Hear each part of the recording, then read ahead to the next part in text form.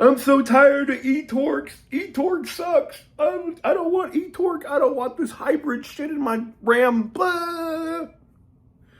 Well, guess what? Guess what? You're getting your wish. The eTorque system is going away. And you heard it here first. We told you about it. And Tim even made an issue like this would be groundbreaking news. Everybody would be running back to the place to go write articles on it. But we're going to talk about all that and more right after this.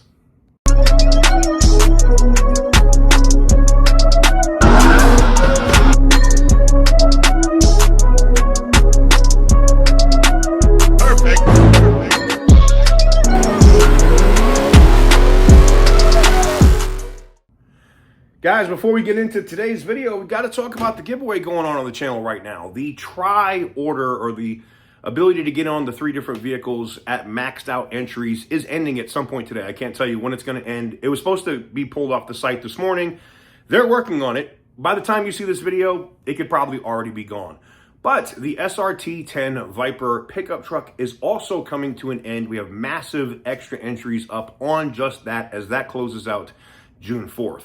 You could get into any of those. Link in the description down below. It might still be up. It might not in terms of the entry, the try entries where you get one and you get into all 3. TK'sgarage.bigcartel.com. All right, so let's talk about this. At the event, you know, they're doing the Rumblebee event and the 5.7 comes out first, right? The original Rumblebee, the one that I ended up leaking, right? I'm sitting there at the event. He said, oh, and it only has 1 battery. I knew exactly where he was going with that, meaning, oh shit, eTorque is dead. And then and I was laughing. I was like, oh shit. And either he heard me or he saw the excitement on my face, because he literally was like, hey, TK, it's only got 1 battery. Let me show you this clip.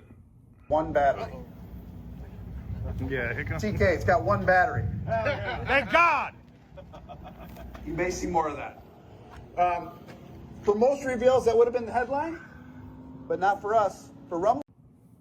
Now, outside of the regular media being pissed because we get that attention or whatever, it was groundbreaking news, and Tim said it himself. Normally, something like that would be groundbreaking news and everybody would be running with that.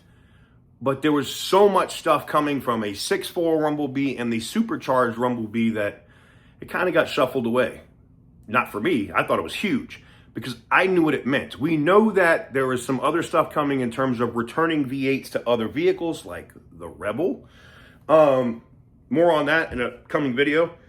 But I saw this over at the drive this morning. And shout out to them. I've actually had a couple decent conversations with them back and forth on Facebook. But as they posted, Ram is dropping the mild hybrid from more V8 trucks than just the Rumblebee. Basically all of them. If there's any eTorque systems remaining, or they had HEMIs in queue to build with eTorque, those are going to be it. You're not going to get that shit anymore. It's going to be gone. There's no benefit. It costs them more money to build that shit. No benefit to it. Makes the trucks cheaper, brings the price down of the trucks, and I think it's absolutely huge. I think you're going to see it in the Rebel. Like I said, separate video on that. But basically, every HEMI truck right now, like if I want to go, I'm pissed because my limited Longhorn has a fucking eTorque in it. So if I wanted to, you know, go get another one, maybe I'll trade out of this one and get, my next one will have just a straight up HEMI in it. My next truck's going to be a Rumblebee regardless. But I think this is absolutely huge news. We're healing.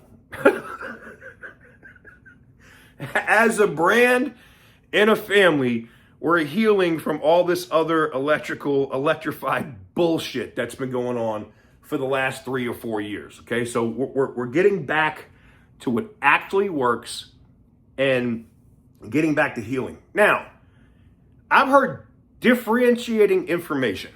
I have people that work down in the Saltillo plants in Mexico, where a lot of these HEMIs are built.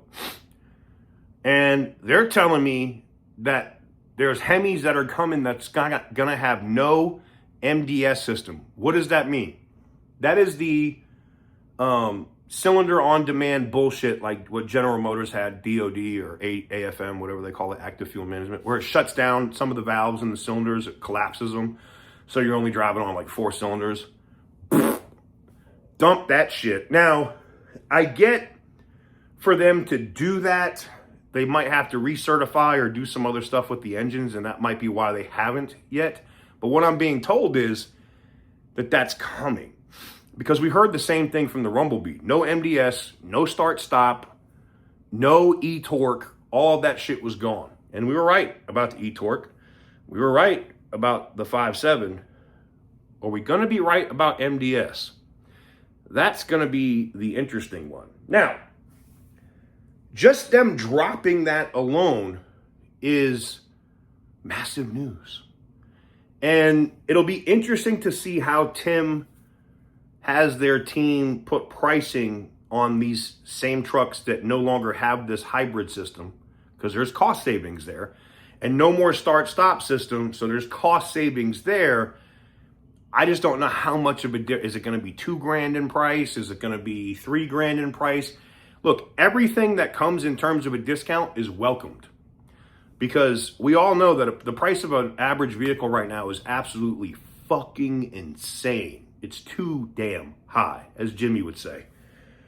The rent is too damn high. It's too high, man. The prices are too high. But you have to give Ram credit here. You have to give Tim Kuniskis credit. It's not that they haven't tried. Him and Matt and the rest of the team, the SRT guy, they're trying to get this stuff attainable. And what I mean by that is, look what happened with the Durango. Right? $52,000 for a 392. That exact same truck 5 years ago was 80 fucking grand. Now, it's not the exact, it's not Alcantara seats. You know what I'm saying, though. Power for power wise, that is a unbeatable deal. And I think you're going to see some stuff coming from Ram that's going to do the same thing in terms of maybe one of their express trucks getting a HEMI. You know, you have that Midnight Express that actually looks dope. It just has that shit engine in it. So we'll see what happens. But let me know what you guys think in the comment section down below. Are you excited that eTorque is dead? Because I told you so. We knew it was coming. Give the video a big thumbs up if you like what I do. Hit the subscribe button if you haven't already. And as always, stay petty, my friends.